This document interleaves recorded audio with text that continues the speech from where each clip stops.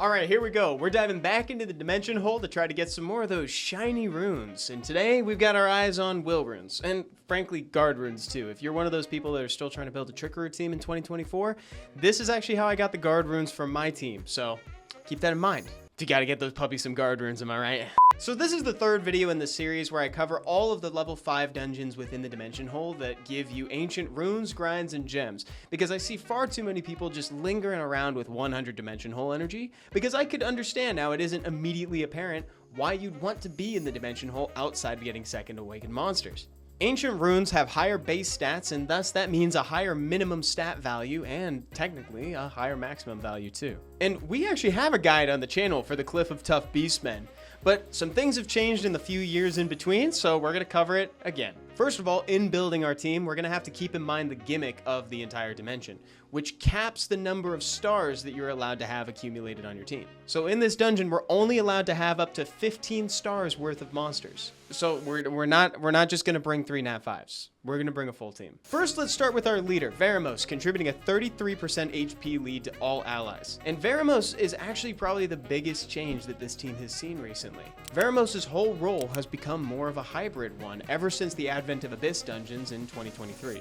Now that he's got that huge max HP damage scaling on skill 2, you can actually rune him on rage, and that's exactly how we're going to bring him.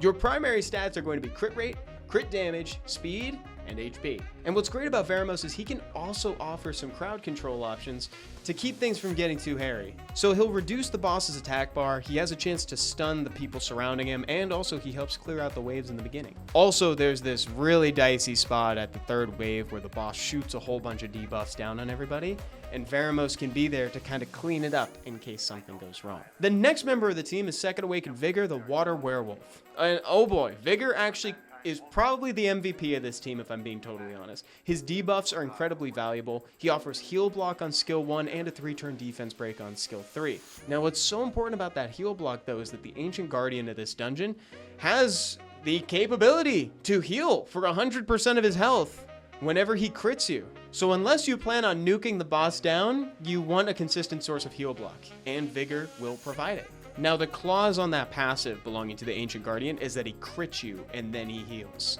If he can't crit you, then he won't heal, and that's where Vigor's skill 2 comes into play. He applies anti-crit on the entire team and also heals you for a little bit. Violent is probably the best way to go for Vigor. I have mine runed on speed, crit damage, accuracy, though you can also just go speed, crit damage, HP if you can find enough accuracy in the substats. Next, Second Awakened Raoq is here to help guarantee that heal block stays on the boss at all times. His team up is super relevant in this dungeon because it's going to pull Vigor on occasion and give him another opportunity to apply that heal block if he didn't get it before. It's also going to reduce cooldown times, and he is probably the best source for defense break that this whole team has. Raoq is just like the best dog in the entire game.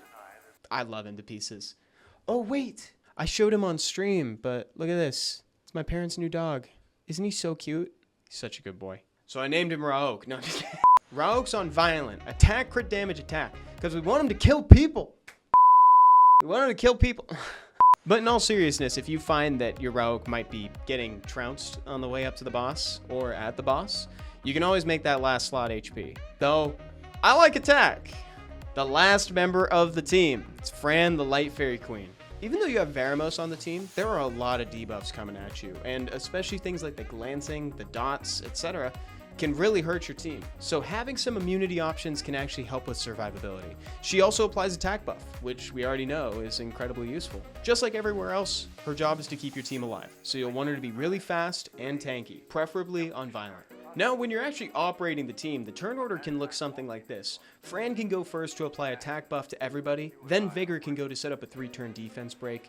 Veromos capitalizes on it by using his skill 2, and then Raoq's there at the end to use team up to reduce everyone's cooldowns and get a bit more damage in towards the end. If you'd like to bank on safety too, you can swap the positions of Veromos and Raoq, just so that way if Vigor doesn't have skill 3 up or he misses skill 3, Raoq can try again with skill 1.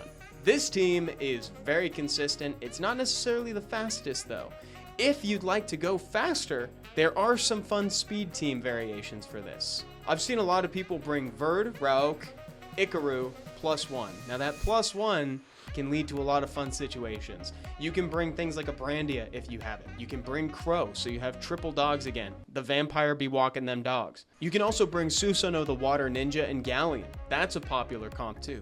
So the team would look like Susanoo, Galleon, Raoq, and Ikaru. There are a few folks who also bring Aster in place of Susanoo. I know I'm throwing out a lot of options here, but this is probably one of the more accessible Dimension Hole dungeons to do a speed team for, so give it a try. But just know that if it ever fails, or if you just need some reliability in your life, you can always come back to this free-to-play starter team. Thank you so much for watching, everybody. See y'all next time. Bye-bye.